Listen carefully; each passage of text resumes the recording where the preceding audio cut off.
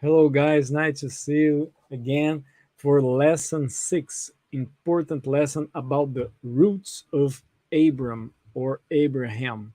So let's go.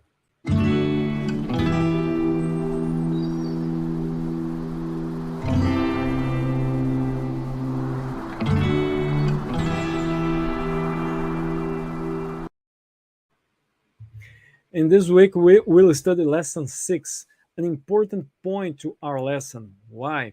Because in our introduction says that the next lessons, the next three lessons, lessons 6, 7, and 8, will talk about the center, the mist, the center of Genesis, right? So is lesson 6 is the beginning of the center of this study. So I'd like to invite Arthur to study with us. Arthur, welcome to our Revisa aí, Professor English version. Hello, thank you. It's very nice to be here with you for another study. All right. Arthur, are you ready to study lesson 6 about the Yes, I am. roots of Abraham? What do you think about this lesson? Do you like it? Yes, it's a great lesson with a lot of great stories. Great lesson because the memory text talks about the faith of Abraham. Allow me to read. By faith, Abraham obeyed when he was called to go out to the place which he would receive as an inheritance. And he went out not knowing where he was going. So the question in this memory text is about the blind faith of Abraham because God uh, called to go out to the place, to a strange place that Abraham don't knowing. But to introduce this lesson, a kind of introduction, there are an Hebrew expression in Sabbath and Sundays too. The Jacques Ducan, the author of this lesson, is a Jew, as we know, but uh, God made two calls to Abraham in Genesis 12 and Genesis 22. The Hebrew expression is lech lecha. In English means go, which leads Abraham to leave his future as it would exist in his son. And as a result, Abraham always is on the move. Abraham always is a migrant, which is why he also is called stranger. So, Lech Lecha uh, lead us to these characteristics of Abraham. But Abraham, it's not just a kind of a migrant, it's more than that. Abraham is an obedient servant of God. God marked the Abraham's life with some temptations, some proofs, some tests, but not temptations, right? Some tests.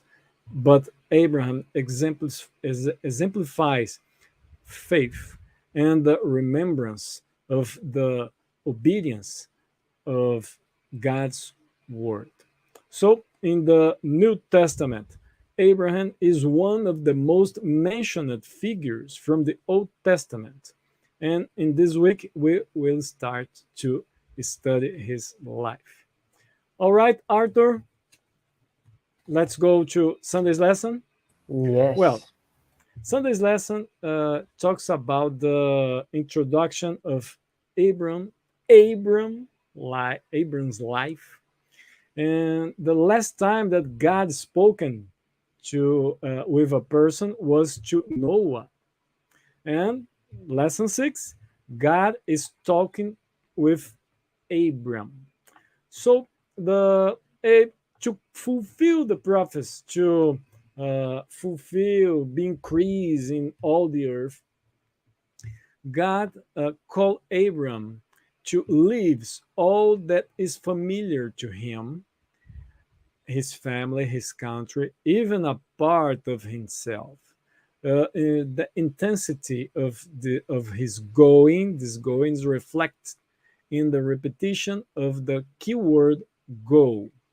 So the Hebrew expression lek lecha means go for yourself or go yourself.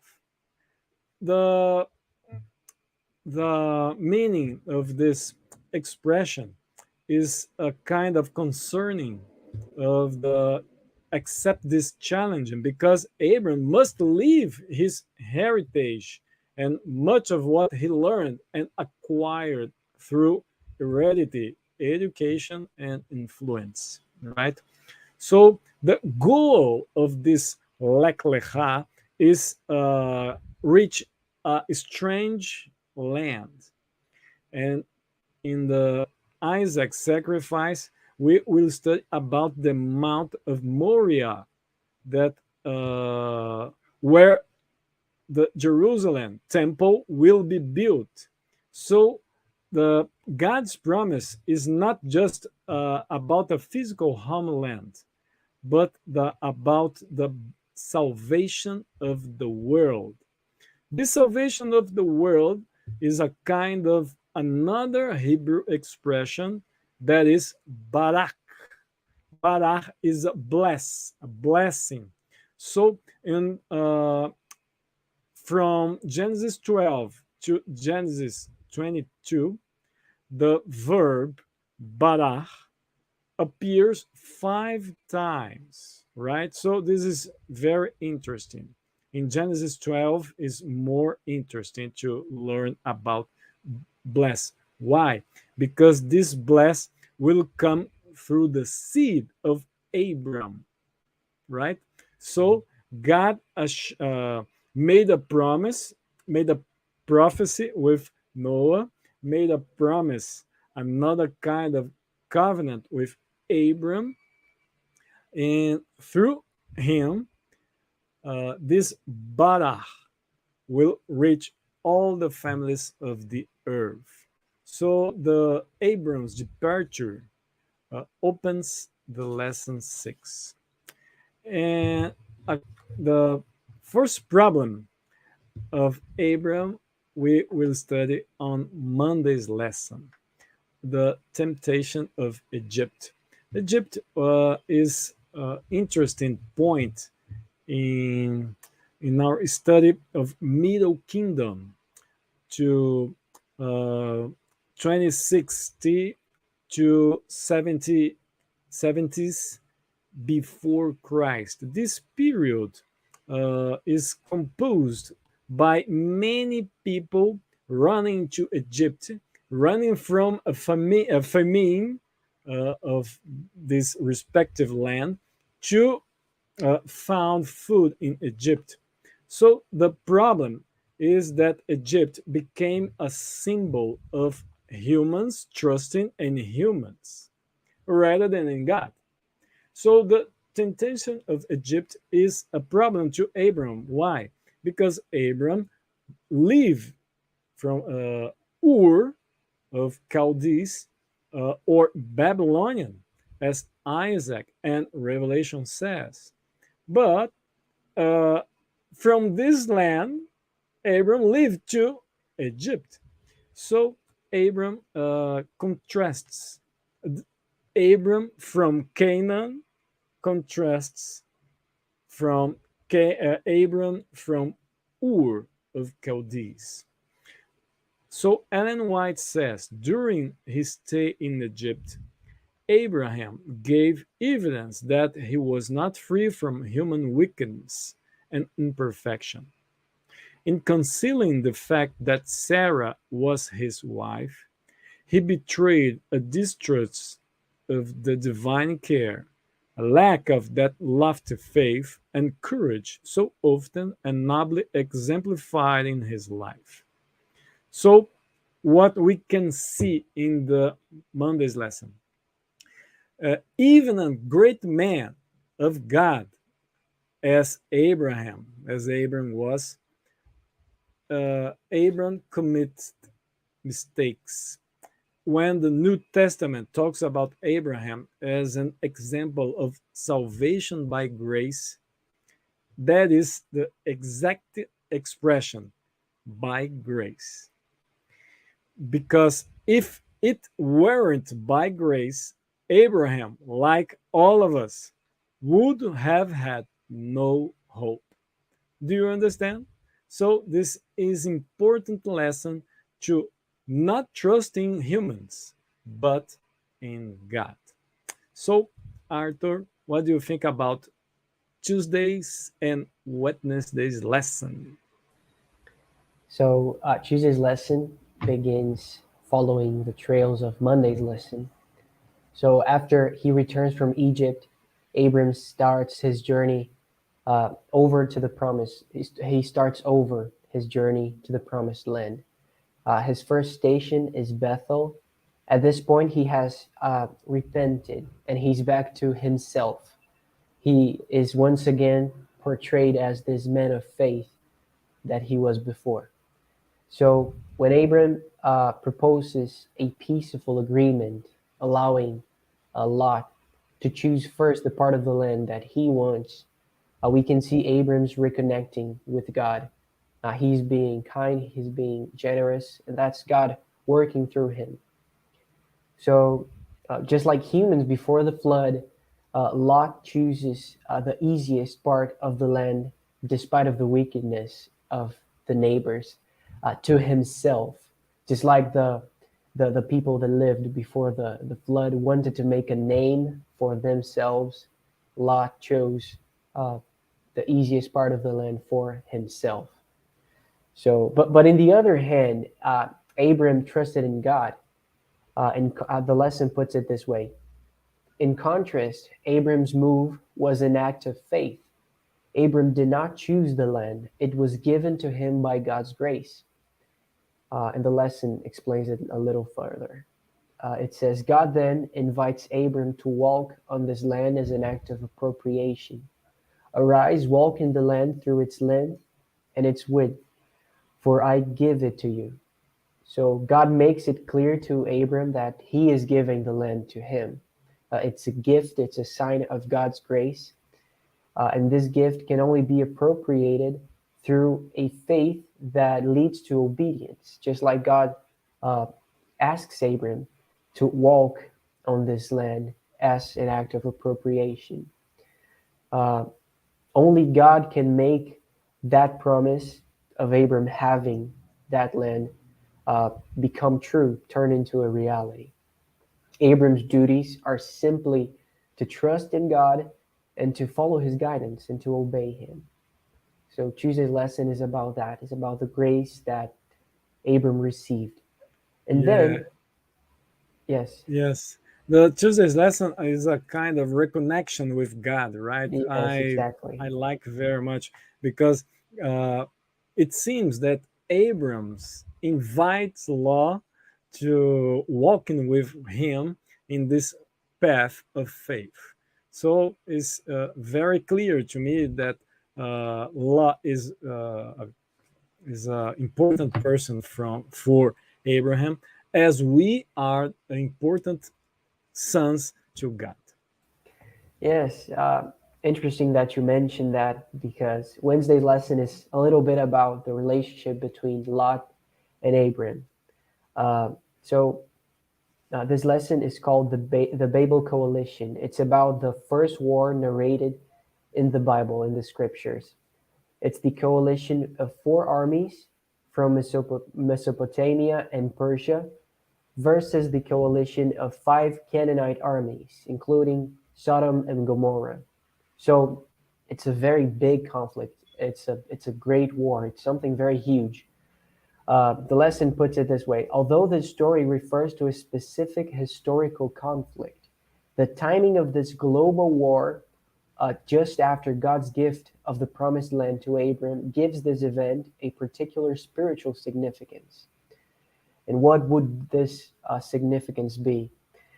It suggests that conflict which was a conflict among many different nations, was sovereign in that place. So the land God had given to Abram was filled with war, with fights, with conflicts. Uh, but even though God gave Abram that land, uh, Abram's party was the only one that remained outside of the conflict when it began. He wasn't interested in making war and conquering and fighting and going army against army. He knew that the force of arms or the wisdom of political strategies had nothing to do with conquering that land. He Yes. knew that he would eventually have that land because God had said so and he trusted him. Still, Abram, after this first moment, he got involved with this conflict because of Lot. Uh, Lot was taken as a prisoner, uh, but Abram had didn't have any unkind memories of Lot's ingratitude when he chose the best part of the land. Instead, Abram went to God and decided to go and rescue his nephew, go to help his nephew. And at the end, Abram's mission was a success, and it worked as a testimony to God. The lesson says this faithful man of God showed great courage and fortitude. His influence in the region grew, and people saw the kind of man he was and learned something more of the God whom he served. So, so the Wednesday's lesson is about this. Is about this idea that, uh, as we saw on Tuesday's lesson, Yes, Abram once again is reconnecting with God, and now he is on his paths. He is being guided by Him. the involvement of Abraham in this kind of neutrality or a kind of thought with this nation, it's interesting in the third paragraph in Wednesday's lesson because for Abraham, the promised land was not acquired through the force of arms or through the wisdom of political strategies. This kind of land is God's gift, is a God's promise, right? So the reason that God will intervene in this fate of his nephew Lot, who was taken prisoner in the course of these battles, right? So interesting point that God responds immediately as the problem appears before him, right? So after this victory, the lesson guides us to the tithe of Melchizedek, another kind of study of Melchizedek in the last lesson about Hebrews. In this kind of lesson 6, beginning the center of the Abraham's story, talks about the contrast. The Melchizedek, his name, uh, is a real contrast uh, between the king of Sodom. His name, Bera. Bera is in evil, and Gomorrah, his king, is called Birsha. Birsha is in wickedness, probably surnames for what they represent. So Melchizedek appropriates the message of justice after the turmoil of war or justice between the evil and wickedness. So the call Abraham call him on God, but the author placed that Melchizedek is not identified with Christ, according Ellen White's comments in the our commentary, Seventh Day Adventist Bible Commentary, volume 1, says that he was God's representative among the people of that time. So interesting. a kind of representative, right? So Melchizedek officiates indeed as a priest. It's interesting lesson because when we study about the Jesus priest, is not from Levitical priest, but Melchizedek's priesthood. So Melchizedek serves bread and wine in association that often implies the use of fresh pressed grape juice, which reappears in the context of the giving of the tithes, in this case from Abraham. And to complete the Thursday's lesson, Abraham, meanwhile, gave him a tithe of all. The author placed that is there. There is a parallel to the first phrase, the first verse in the Bible, Genesis 1:1, when it says that God created heavens and earth. The significance, the meaning is of all, means totality of all. So the tithe is understood as an expression of gratitude to the Creator who owns everything. But the tithe is understood by the worshiper, being a Judean or Christian or a Muslim or anywhere, uh, anyone, not as a gift to God, but as a gift from God.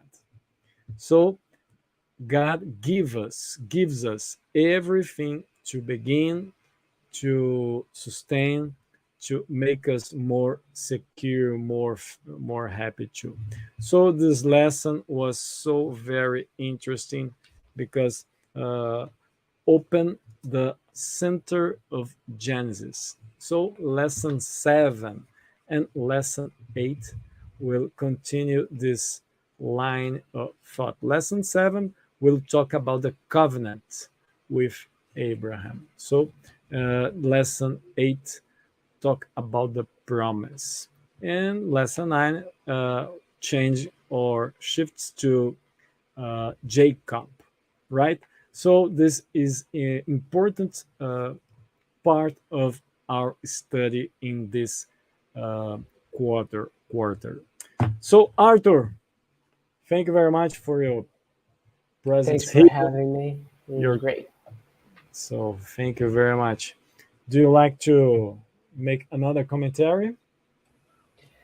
No, just uh, it was a very great lesson about a bunch of different stories, but it's very interesting. It's very interesting how, just like we saw, uh, finishing with this story about tithing and Melchizedek, how everything points back to creation. All those stories point back to the same God we've been studying every week. All right, Arthur, thank you very much. My friends, don't forget to subscribe, and in the next week we will see again. Arthur, are you ready for the final question? Yes, I am. So I studied the lesson. Do you?